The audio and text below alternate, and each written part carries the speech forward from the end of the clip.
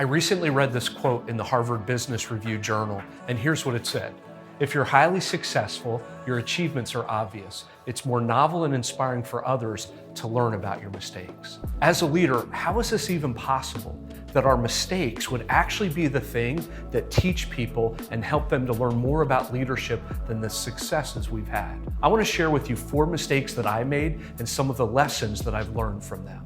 The first mistake I made was believing that asking for help was a sign of weakness, when in reality, asking for help is actually a sign of strength for a leader. It puts you in a position of actually knowing something that you don't know and relying on somebody else who does. One lesson I've learned is wise leaders seek counsel. The second mistake I made was believing that fast was better. And here's what I've learned.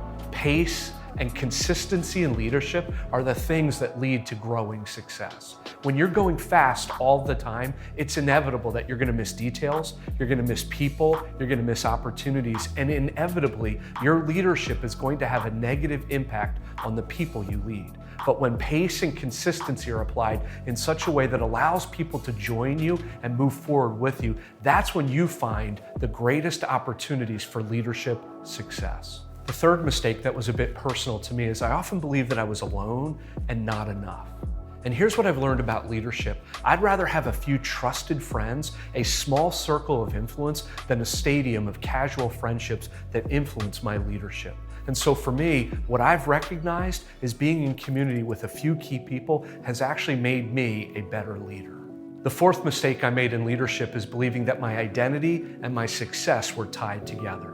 The core of who we are cannot be rooted in our present success. It won't sustain us and it won't sustain the people that we're leading. You might be in an organization, a business, a nonprofit, or a church where you've grown 20, 50, 70%. You can't sustain that over 30 years. You can't sustain that over 10 years. And what will happen is you're going to carry people with you who are going to burn out and face the fatigue of your leadership.